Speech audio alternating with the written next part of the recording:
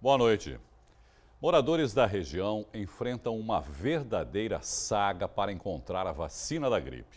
Nossa equipe de reportagem encontrou hoje várias pessoas que foram às policlínicas de Santos e tiveram de voltar para casa sem se imunizar.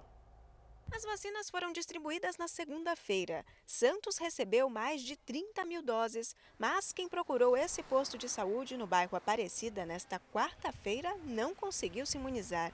Não tem mais vacina e não tem previsão. Agora eu vou esperar, né? Eu não vou pagar caro, uma vacina cara, vou esperar. Aguinaldo veio à procura de vacina para o sogro. Não tem vacina. Isso é um absurdo, né? Quando chega, fala que acabou rápido. A nossa saúde está ao caos. Gledei veio pela terceira vez ao posto, mas voltou para casa sem se prevenir. Eles anunciam que vai começar e realmente não tem. Agora estão dizendo que só no final da semana que vem, provavelmente é que terá. Na Policlínica da Ponta da Praia, a situação era a mesma, estoque vazio.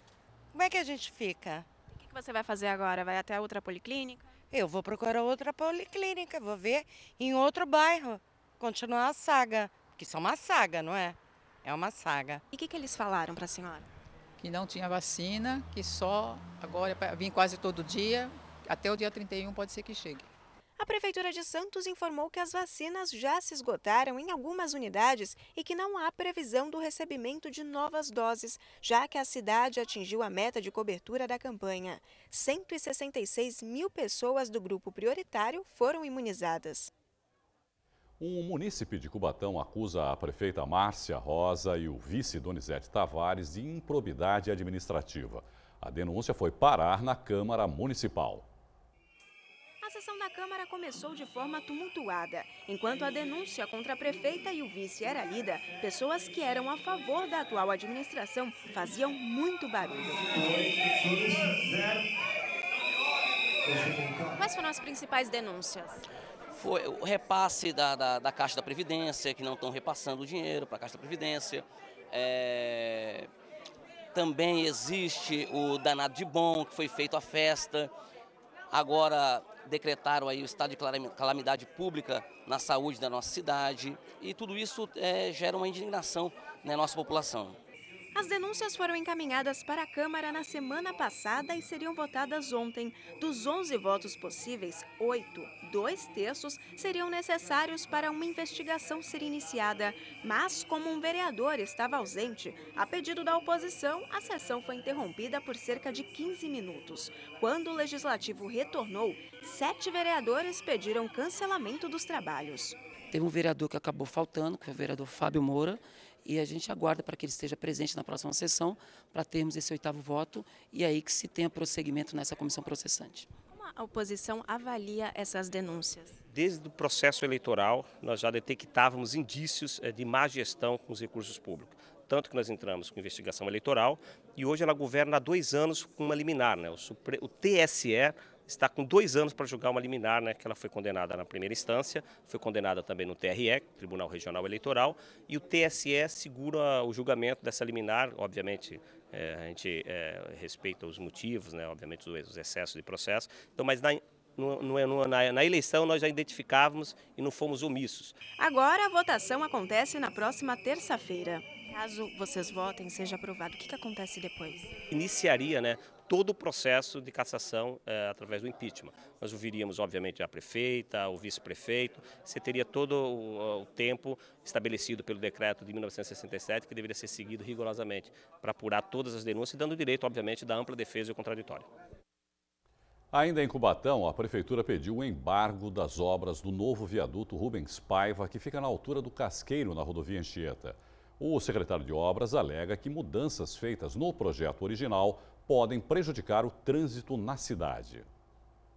Este é o novo traçado do viaduto Rubens Paiva. O trecho em azul escuro foi a alteração feita pelo DER. Os motoristas que vêm do litoral sul pela rodovia dos imigrantes vão fazer toda essa volta até a cidade de Santos para ter acesso à interligação com a Anchieta. São 800 metros a mais de percurso. Descobriram uma interferência dentro do traçado original, que é uma adutora da Sabesp, em que eles tiveram que, nessa interferência, fazer uma mudança do traçado original.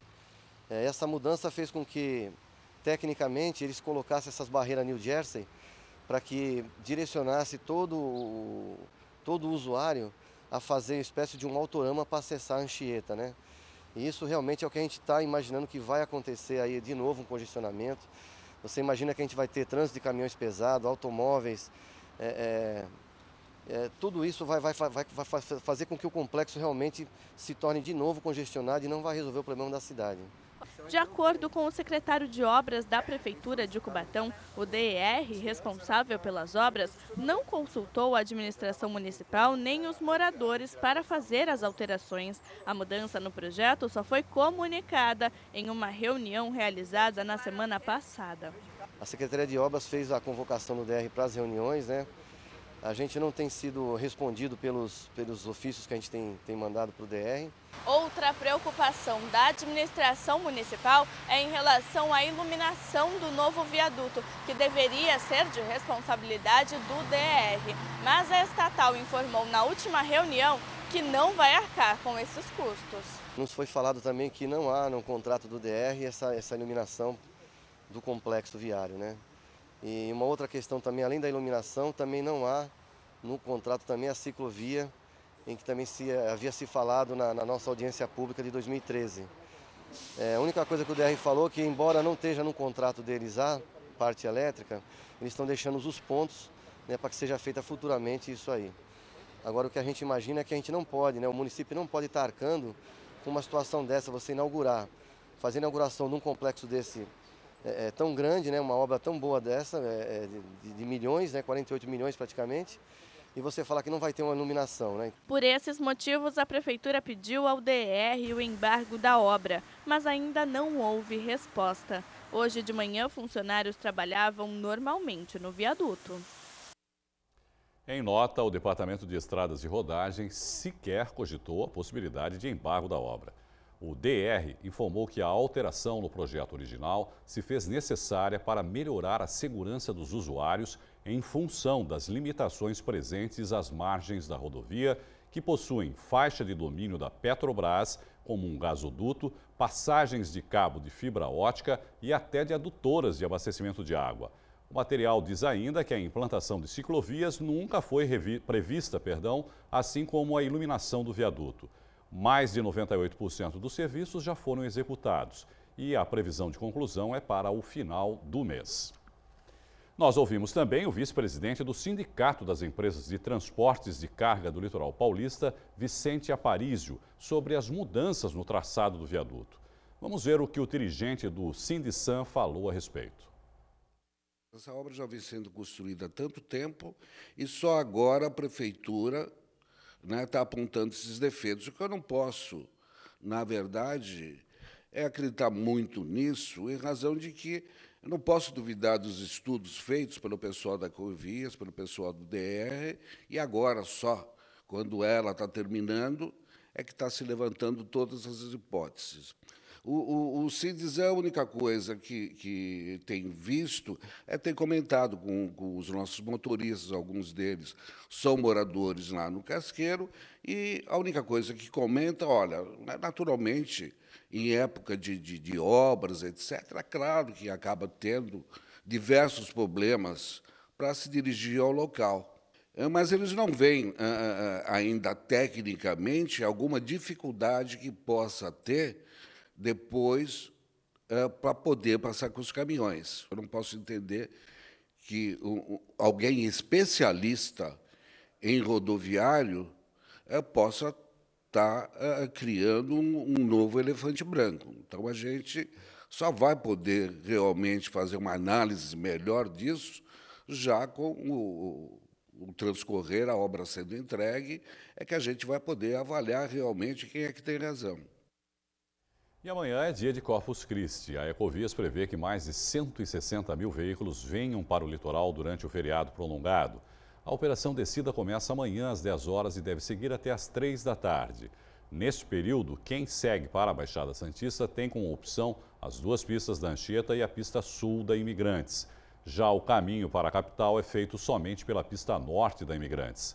Até o momento, mais de 33 mil motoristas desceram a serra desde o início da contagem. Tireoide, a maior glândula do organismo, tem função tão importante que ganhou um Dia Internacional dedicado a ela, o 25 de maio. Para falar sobre o assunto, o Caderno Regional recebe o médico e escritor Roberto Debski. Doutor Roberto, boa noite, seja bem-vindo aqui ao Caderno Regional. Agradeço. A tireoide, só para a gente começar a entrevista, vamos localizar, né, a glândula para o pessoal entender melhor. Fica aqui, né, no pescoço. Sim, fica na base região, aqui do pescoço, embaixo do ossinho aqui. Do pomo de Adão, dos homens, né? Exatamente. Em frente da traqueia, é isso? Exato. Acertei. Acertou. Tudo bem. Qual é a função da tireoide? Por que ela é tão importante para o nosso organismo? Bom, a tireoide, ela faz parte do sistema de glândulas do nosso organismo. Ela está localizada nessa região, tem a forma de uma borboleta, né? Porque ela tem 2 lobos, direito e esquerdo. E ela é muito importante, como as outras glândulas, porque ela produz hormônios que são essenciais à saúde das pessoas.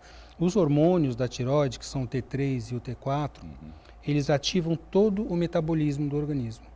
Né? Então, a produção de calor, de energia, a ativação dos órgãos, tudo isso é regulado por essa glândula, pela tireoide. É como se fosse um combustível para o organismo, né? Exatamente. A gente poderia falar até que, entre aspas, os hormônios da tireoide, principalmente o T3, o T4 é o precursor, ele forma, o T3 é transformado no T3, são como se fosse a gasolina do organismo, né? Porque eles aumentam a temperatura, eles ativam o metabolismo e fazem todo o organismo funcionar. Quais as consequências do mau funcionamento, nesse caso da tireoide, já que ela é tão importante para o nosso organismo? Que consequências traz o mau funcionamento da glândula? Existem diversas doenças quando a tireoide não funciona adequadamente, né? A mais prevalente, talvez a mais conhecida, é o chamado hipotireoidismo. É quando a pessoa fala às vezes assim, doutor, eu tenho tireoide. Eu falo, ainda bem que você tem tireoide, todo mundo tem a tireoide. Mas assim, ela quer dizer que a tireoide dela não está funcionando bem. O hipo é porque está produzindo menos, está abaixo. Produz menos hormônio. Isso pode acontecer por uma diversidade de fatores, não é? Doenças autoimunes, como tireoidite, baixa ingestão de iodo, que já não é mais tão comum na atualidade, porque a gente tem a suplementação de iodo no sal.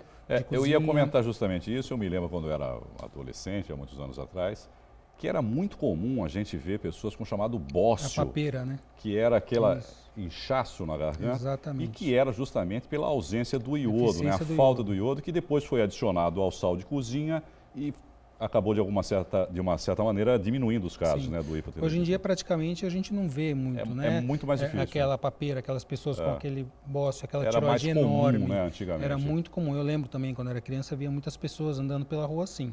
Com a suplementação do iodo no sal, essa prevalência diminuiu. E os hipotireoidismos na atualidade são devido a outros fatores, principalmente doenças autoimunes, não é?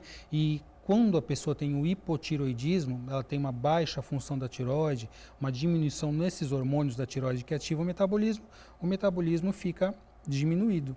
Então, vários problemas podem acontecer. Ela pode ter prisão de ventre, ela fica com uma baixa vitalidade, cansaço, ela tem a tendência a engordar mais do que o normal. Isso realmente está ligado, porque é comum a gente ouvir isso também, né? Pessoas que dizem, né, que tem problema de tireoide e engordam, estão gordas, no caso, por causa disso. Mas faz muita diferença realmente? Então, no caso do hipotireoidismo, e claro que existem diversos graus, né, do hipotireoidismo, a gente observa isso, né? Como o metabolismo está diminuído, a pessoa aumenta, né, ela tem uma tendência a aumentar o peso, né? E isso acontece realmente.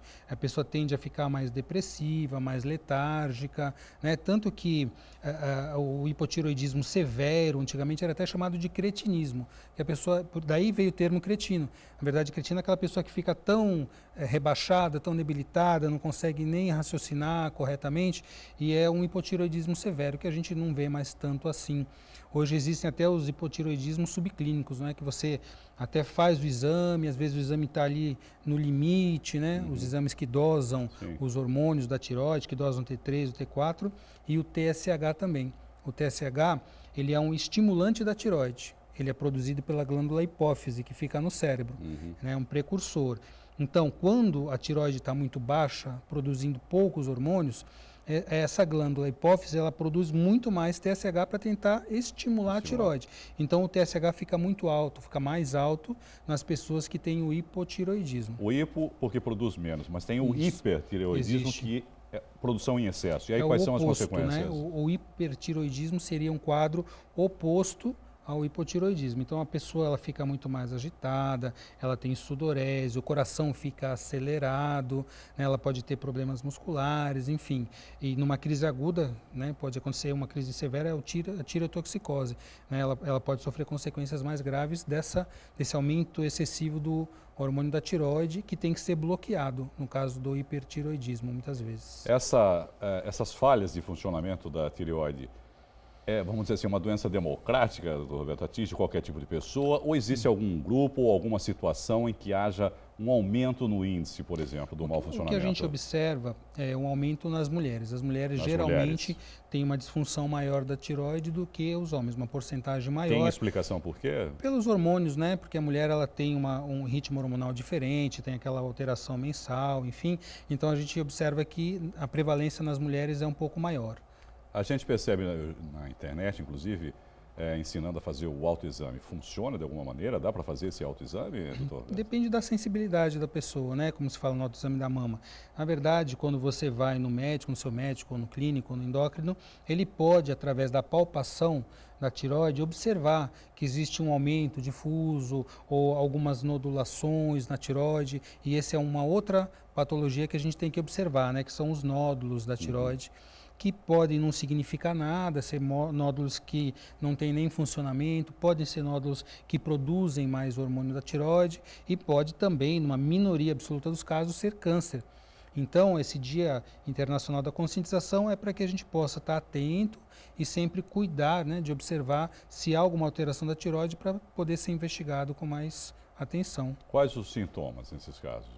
Então, no caso do tumor da tireoide, pode ser um nódulo palpável, ou você fazendo uma avaliação, pedindo uma ultrassonografia, ela vai detectar um padrão de nódulos de tireoide, que já no próprio ultrassom pode se mostrar benigno, falar que não, esse é o nódulo que não tem um significado maior, a gente faz um controle, ou se for algum nódulo que tenha um aspecto mais suspeito, aí deve se aprofundar a investigação também. Existem outros exames, cintilografia, ou biópsia, punção, enfim. Prevenção sempre é bom, nunca é demais, né? Para tudo na vida a gente tem que prevenir, muito melhor. Doutor Roberto Debski, muito obrigado pela sua entrevista e uma boa noite para o senhor. Eu que agradeço, boa noite.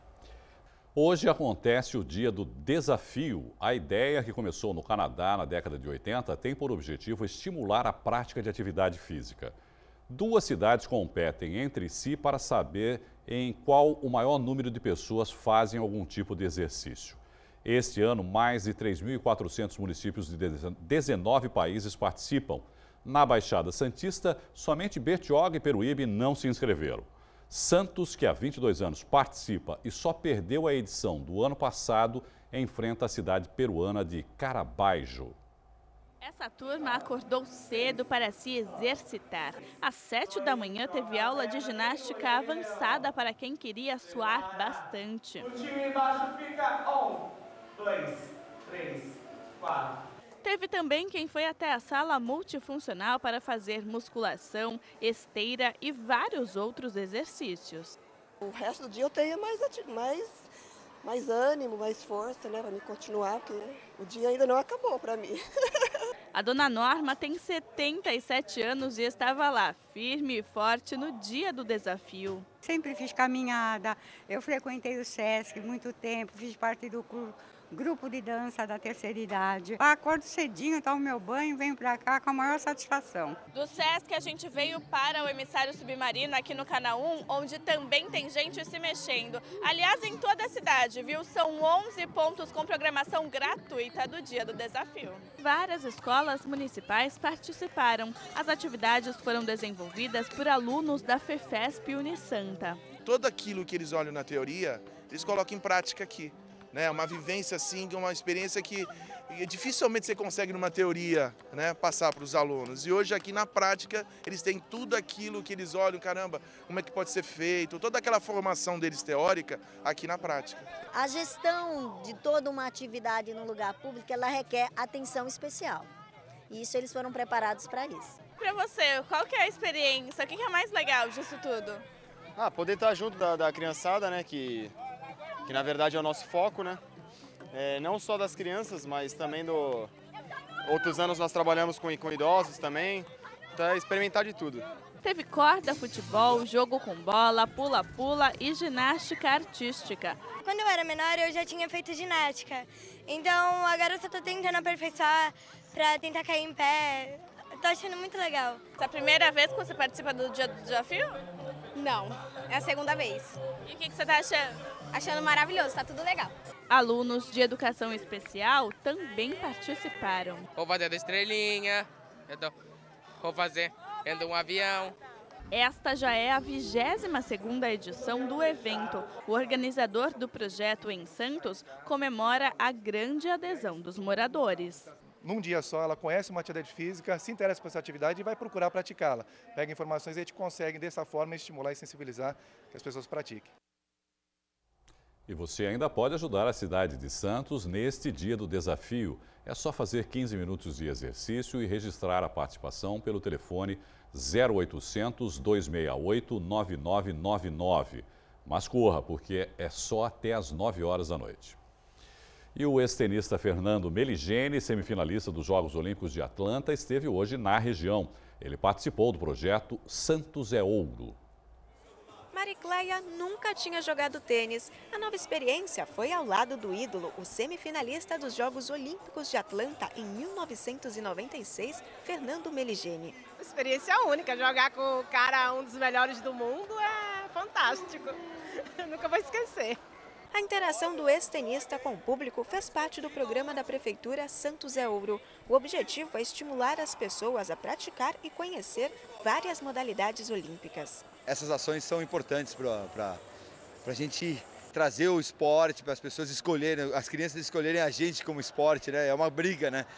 Quando a criança é pequenininha, que esporte ela vai fazer? Então eu sei da responsabilidade do ex-atleta jogando e mostrando, incentivando e mostrando que o esporte é legal. O Projeto Santos é Ouro, ele tem várias ações que englobam ele, né? Temos o Campeão na Escola, que ele vai estar levando crianças da rede municipal para centros esportivos e conhecerem modalidades olímpicas. Temos também o Festival Olímpico, que vai acontecer em julho, em alguns finais de semana, na praia, na orla da praia, no sambódromo também. Teremos uma exposição olímpica no Shopping Praia Mar e o Desafio Olímpico, que é isso aqui, trazer um grande campeões. Aliás, nós temos hoje vários campeões de várias modalidades, mas a grande estrela é o Fernando Meligeni para interagir com os munícipes de Santos. Hoje, pela primeira vez, tive contato com tênis, né? Uma experiência nova é sempre legal, né? E ainda mais com a presença desses feras aqui do tênis que fizeram história, levando o nome do Brasil para o mundo afora, é muito gostoso. Muitas vezes as pessoas só conhecem a gente por televisão, então é bom ter esse contato, é bom ter esse carinho com o público para ver que a gente é de verdade também. O mesatenista da Universidade Santa Cecília e campeão brasileiro Israel Strô, já classificado para os Jogos Paralímpicos, também participou do programa. No começo eu estava com um pouco de medo de passar vergonha, né? Mas joguei do lado do Meligeni e eu fiquei um pouco mais seguro daqui. Depois de uns 2 minutos deu para jogar quase igual ele já.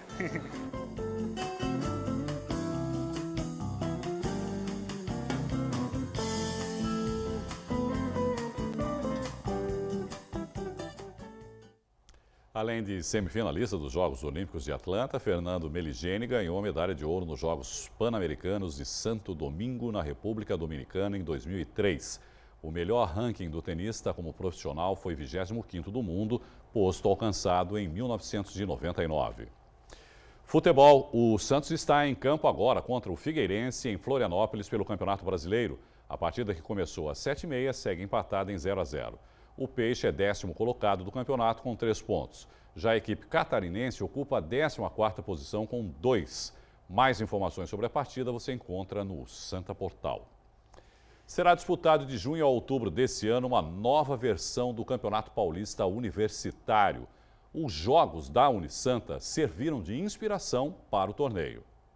Representantes da Federação Universitária Paulista Esportiva estiveram esse fim de semana na Unisanta para apresentar a nova competição, que reunirá exclusivamente universidades da Baixada Santista. A ideia desse formato é que elas tenham mais jogos ao longo do ano, então esses jogos devem acontecer sempre aos finais de semana e cada equipe participante deve ter de 5 a 7 jogos pelo menos, com fase de grupos, semifinal e final em cada modalidade. A Unisanta vem apoiando principalmente essa massificação do esporte esporte universitário, né?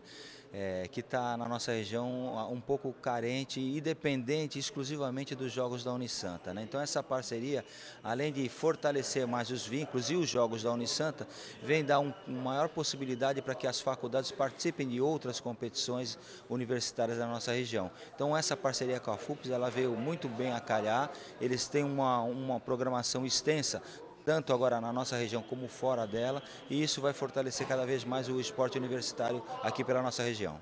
O modelo regional do Campeonato Paulista Universitário foi inspirado nos Jogos da Unisanta, que esse ano completou 33 edições. A primeira parceria para regionalizar o Campeonato Paulista Universitário foi feita com os Jogos da Unisanta. Depois disso, a gente criou mais 5 regiões e agora a gente volta para dar mais um primeiro passo aqui junto com a Unisanta. Então vai ser a primeira região a ter uma segunda competição. Então, mais uma vez, a Unisanta aqui, Santos, sendo pioneiro nessas etapas do Campeonato Paulista Universitário.